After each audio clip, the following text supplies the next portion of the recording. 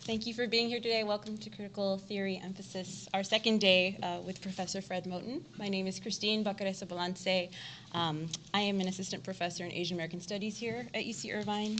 I was told by Kyung Kim, who couldn't be here today, that to remind everyone that tomorrow, after Professor Moten's talk, the final talk in the series, there'll be a reception co-sponsored by African American Studies that'll be taking place right after. So hopefully you all can join us for that. So my introduction today actually comes by way of a testimony to the transformative power of Fred Moten's teaching and his presence. In some ways, I guess I would be one of those many physical manifestations of that abstract student that Professor Frank Wilderson's question yesterday invoked. So please allow me, if you will, to take this time to belatedly give thanks to a thinker and a teacher who I was so fortunate to meet 14 years ago in another site of fugitivity and theory, and under commons where performance is a serious matter, an object of study, a way of not only tracing the past, but maybe rehearsing some futures. In that place, in those particular years of exploration at NYU, a generation of us students benefited from one of the greatest friendships in performance studies as a field, the one between Fred Moten and Jose Esteban Munoz. It was then that we also experienced the musicality and improvisatory genius of Fred, first in the classroom and then later in his writing. So I say this not to state some form of exceptionality as his former student, but instead to highlight how 14 years after that fact, I still sit in front of him studying and listening and learning and working hard, but this time alongside you all, a different set of collaborators. The ways that we've constituted ourselves this week, a self-gathered ensemble ready to listen and to work at grasping and feeling the world alongside each other, less in the manner of a lecture and more in the form of an improvised jam, speaks to the experience of being in class with Fred. In the titular words of my colleague and dance scholar Daniel Goldman, you would want to be ready for this improvisation, not only reading what you thought necessary, but being ready to realize there was so much more you still had to read and to know. Readiness also meant a certain sense of trust and a belief in the task at hand, as well as an unwillingness to just step away or just leave the room when the task became too difficult. A practice that someone like Shaka Khan and later Kanye West might formulate as going through the fire.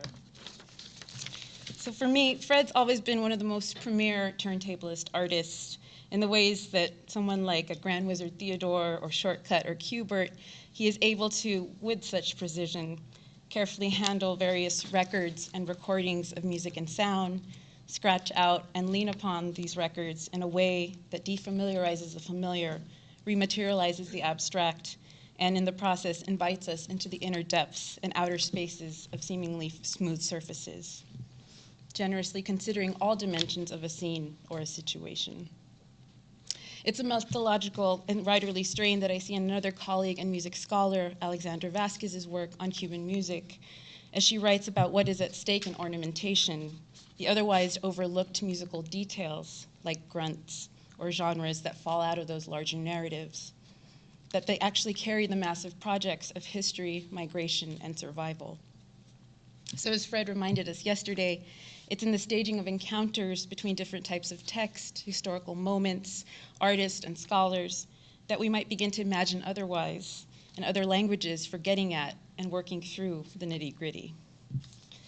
For myself, this directive has actually allowed me to be more productive about thinking about popular music and Filipino Americans as more than just a relationship of mimicry or inauthentic repetition, alongside the theoretical image that was offered by Cedric Robinson just next door and a few months ago of African American soldiers deserting the US military and joining a Filipino struggle for independence during the Philippine-American War.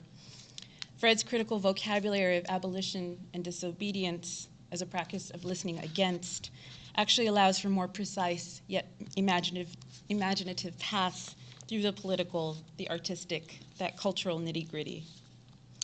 To echo as well as riff from Fred's talk yesterday, you never leave the hold of a ship, you never leave the fields of war or battle.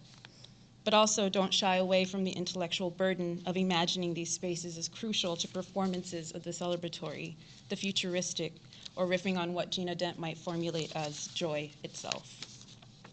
So I'll end here today with one last anecdote, and by picking up on a theoretical image that Professor Nahum Chandler laid out in his introduction yesterday, and that is of the voice of Fred Moten.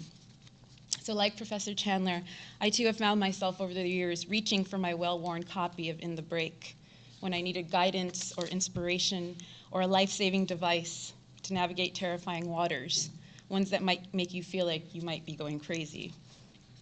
On a trip to San Francisco about 3 years ago, far away from my well-worn copy, I found myself stuck in that moment and place while writing.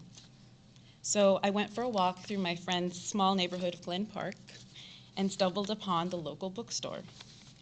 Desperate, at this point, I just needed a distraction. I walked in.